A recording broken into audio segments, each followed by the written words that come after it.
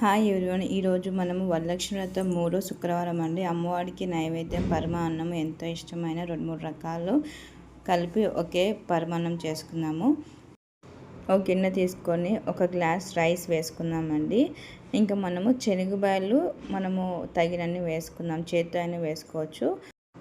సాబుదానా తగినన్ని వేసుకునండి, 1 table spoon వేసుకున్నాము సరిపోతుంది. ఇంకా మనం సేమ్యాలు ఉడికేటప్పుడు సేమ్యాలు నెయ్యిలో వేయించుకొని వేసుకున్నాము.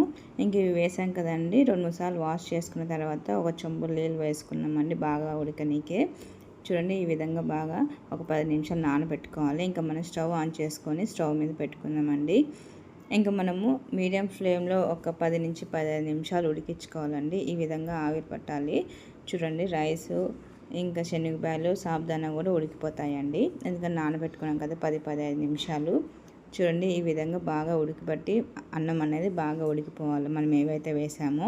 ఇంకా మనము పక్కన కడాయి పెట్టుకొని సేమ్యాలు వేయించుకుందామండి. 1 కప్పు నేను సేమ్యాలు వేయించుకున్నాను, నెయ్యి వేసి, ఆవు నెయ్యి వేసి సేమ్యాలు అనేది వేయించుకున్నాను, అది మీకు చూపించలేదండి. ఇంక ఇప్పుడు మనము శనగబాయలు రైస్ బాగా ఉడికినాక మనం సేమ్యాలు వేసుకోవాలి. సేమ్యాలు కూడా బాగా ఉడికిపోతాయండి. దీంట్లో మనం పరమాన్నం అని చెప్పాం కదా, దీంట్లో 3 రకాలు శనగబాయలు, సాబుదానా, ఇంకా శనగపప్పు అండి, 3 రకాలు ఉన్నాయి కదా. దేవునికి సపరేట్గా లేకుండా ఒకే పరమాన్నంలో 3 రకాలు వేసి నైవేద్యం చేయండి. అమ్మవారికి చాలా ఇష్టమైన నైవేద్యం అండి వరలక్ష్మి వ్రతం రోజు. ఈ విధంగా చేసుకున్నారంటే అమ్మవారి ఇష్టంగా మనం ఆశీర్వదిస్తుంది. చూడండి, అన్నీ మనం వేసాం కదా, సేమ్యాతో పాటు బాగా ఉడికిపోయాయి. ఇంక ఇప్పుడు మనం 1 కప్పు బెల్లం తీసుకుందామండి. 1 కప్పు బెల్లం అయితే సరిపోతుంది, 150 గ్రామ్స్ అండి.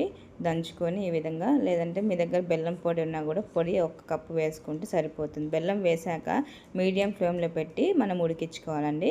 ఇంకా మనము డ్రై ఫ్రూట్స్ ఏమైనా ఉంటే మీరు పక్కన కడాయి పెట్టుకొని నెయ్యి వేసుకొని డ్రై ఫ్రూట్స్ వేయించుకోవాలండి మీడియం ఫ్లేమ్లో పెట్టుకొని. చూడండి, బెల్లం అంతా బాగా కరిగిపోతుంది కదండి, ఇంకా కొంచెం ఉంది, అది కూడా మీడియం ఫ్లేమ్లో పెట్టుకొని కరిగించుకున్నారంటే అన్నము, సేమ్యాలు, సాబుదానా అన్నీ బాగా ఉడికిపోతాయండి. చూడండి, మీడియం ఫ్లేమ్లో పెట్టుకొని ఉడికించుకుంటున్నాను. మనకి శనగపప్పు కానీ అన్నీ బాగా మెత్తగా ఉడికిపోతాయి. 1 టీ గ్లాస్ అన్ని పాలు తీసుకొని, చిక్కటి పాలండి, ఆవు పాలు, నీళ్ళు లేకుండా మనము పాలు వేసుకున్నామంటే చిక్కటి పాలు. ఈ పరిమాణం చాలా బాగా ఉంటుందండి, టేస్ట్ కూడా. ఖచ్చితంగా నేనైతే దేవుని పేరుతో చేస్తాను కాబట్టి మా పిల్లలు ఆ రోజు ఇష్టంగా తిన్నారని. చాలా టేస్టీగా ఉంటుంది దేవుని పేరుతో చేస్తుంటే. ఇంకా మనము డ్రై ఫ్రూట్స్ అనేది వేసుకుందాం, తగినంత ఇలాచీ వేసుకుందామండి. ఇంకా 2 రోజుల తర్వాత వరలక్ష్మి వ్రతం కదండి, ఈ నైవేద్యం పెట్టండి, చాలా చాలా బాగుంటుందండి. ఇంకా మనము డ్రై ఫ్రూట్స్ అనేది నెయ్యిలో వేయించుకోవాలండి. చూడండి, చూస్తుంటేనే ఎంత బాగుంది కదండి. ఖచ్చితంగా వరలక్ష్మి వ్రతానికి ఈ నైవేద్యం అమ్మవారికి పెట్టండి అండి. మనము ఎంగిల్ మటుకు అంటే టేస్ట్ మటుకు చేయొద్దు, అమ్మవారికి నైవేద్యం చేస్తాం కాబట్టి పేరుతో చేస్తే చాలా బాగా అవుతుందండి, ఇంకా టేస్ట్ సూపర్గా ఉంటుంది. మా ఛానల్ లైక్ చేయండి, సబ్స్క్రైబ్ చేయండి, షేర్ చేయండి. చూస్తుంటే చాలా బాగుంది కదండి, ఇంకా టేస్ట్ కూడా చాలా బాగుంటుంది. ఈ విధంగా మనము ఏ పండగకైనా కూడా అమ్మవారికి చేసి పెట్టామంటే చాలా బాగుంటుంది. చూడండి, బాగా అన్నీ మెత్తగా ఉడికిపోయాయి కదా. దీంతో పాటు మీరు పులిహోర చేసుకోవచ్చు, పాయసం చేసుకోవచ్చు, ఎలా అయినా చేసుకోవచ్చు. ఇంకా రెడీ అయిపోయిందండి.